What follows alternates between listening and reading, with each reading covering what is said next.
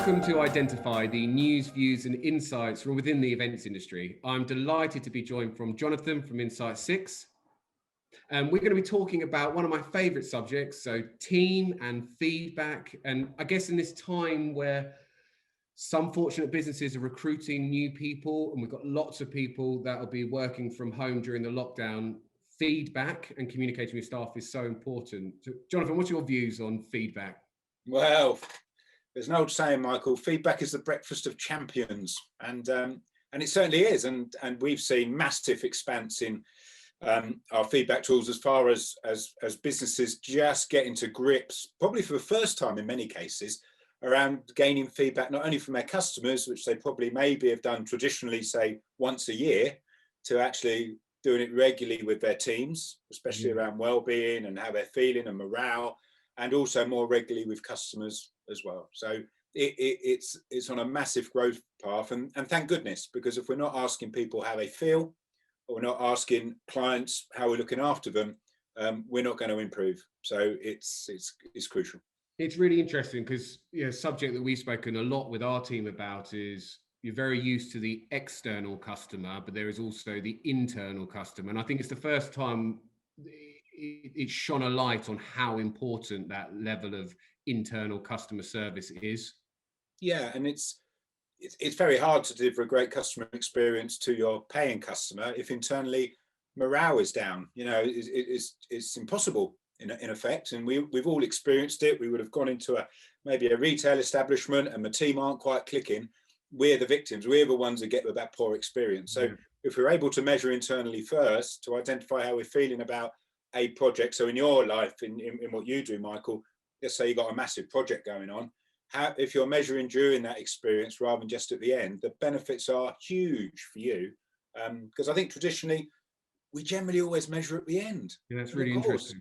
But it's too late. It's too late. The problems that might have built up within that project, it's too late to do anything about them. And then you might review it, but do you actually take the right actions? Is I'm not sure. Most businesses don't. They do an annual survey. They often don't do a lot with the data. So having an ongoing rolling process of feedback is absolutely crucial if you really want to improve. Yeah. And have you seen a real an up spike, an uptrend in this kind of feedback, and what tools are businesses using? Yeah, absolutely. So as you know, we specialize in professional services. That's a major part of our sector. So 200 odd law firms and accountants and architects and all of those. And again, traditionally, they may have done what they call an after-matter survey. So this is, you bought a property or you've gone through a long legal dispute. At the end of that matter, which might have gone on for months and you can't remember anything that happened from day one anyway, you're asked what you think the experience was like. It's a complete waste of time and money and effort. So what we've seen a shift on, and this is why we've developed an instant insight tool, it measures during the experience. So again, if you think about professional services, let's say you sell your house and it takes 18 weeks, every 3 weeks you're being asked, how are we doing for you? How do you feel about the service? That could be a net promoter score, or it could be as simple as happy face, sad face. And what we found massively has happened is that if people aren't happy and they're not asked during the experience, what happens if they get to the end, they get the bill and they dispute the bill. But of course, if in week 3 they've identified that there's a problem, they can deal with that problem at that moment in time, and then there's no dispute at the end, so your billing goes up as well. So there's a real move to getting more feedback during the experience. And you think about your teams, Michael, you put on these masses of teams to build for big exhibitions, etc.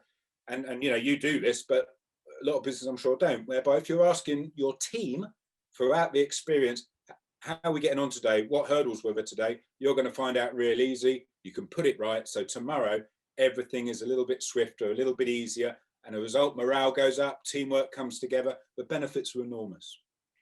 Interestingly, you mentioned the word well-being earlier, and I think that's obviously such a topical issue at the moment. And I think a lot of people, whether they're at home alone, having to work, and I know that we've been having our same battles here with line managers being able to check in with people on a daily basis and still deliver, their previous job roles.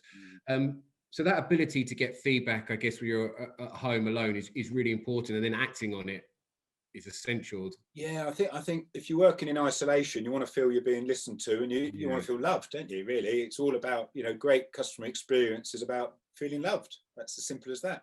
And if we're not asking, then we're not even starting that process. And I pulled a bit of data out actually, because obviously wellbeing surveys has gone big for us in the last 6 months. Now, I pulled out data, just 1,000 team members, and when they were asked, how is your well-being? Do you feel better or worse than you were feeling? 9% said, I'm not feeling good. 9%. But once they actually actioned, and when we asked why, what can we do to help with that? And it could just be, I want to have a conversation about this, or it could be something practical, like I've got a bad back because I'm sitting at the desk all day, or whatever it might be. It instantly reduced down to 3%. So it's a lot, 1,000 people, 9%, 90 people, you're reducing it down to 3% simply by asking the question and taking action on what the feedback is saying.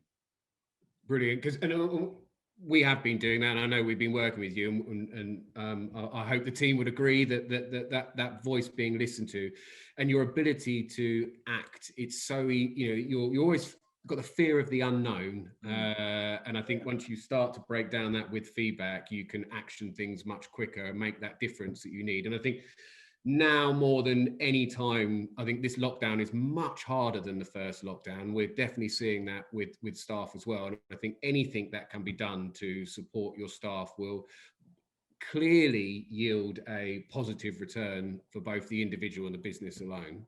Yeah, absolutely right. And of course, you can extend that a little bit further. So you can get some data back from a feedback survey. I mean, you could do an online focus group with some of your team about, okay, we got this data. What do you think we should do for the whole business to improve? What are the little things that are going to make the biggest difference? And that could be, again, it's just about sharing the love, isn't it? So it might be, look, if you send us all whatever it might be, that can make a massive difference to how we feel about what we're doing. And this whole lockdown, it is a life thing. It's not just a work thing. It's how we feel in life, isn't it? So anything we can do to improve that, obviously, will have massive benefits.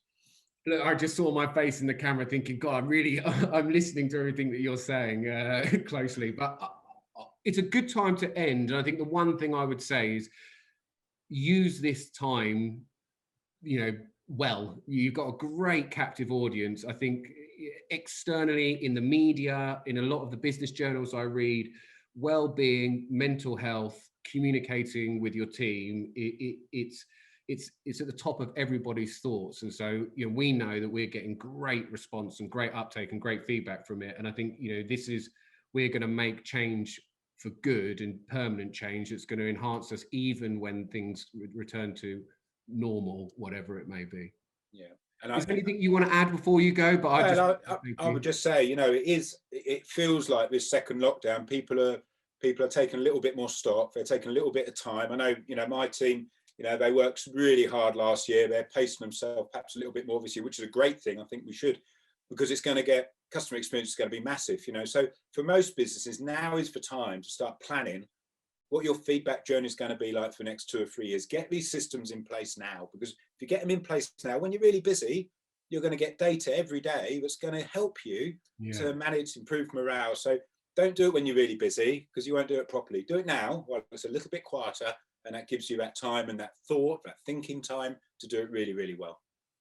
Well, Jonathan, thank you so much for joining us. Thank you for highlighting the importance of feedback. If you've got a comment or you want to get involved in the discussion, please enter it below, and look forward to seeing you next week.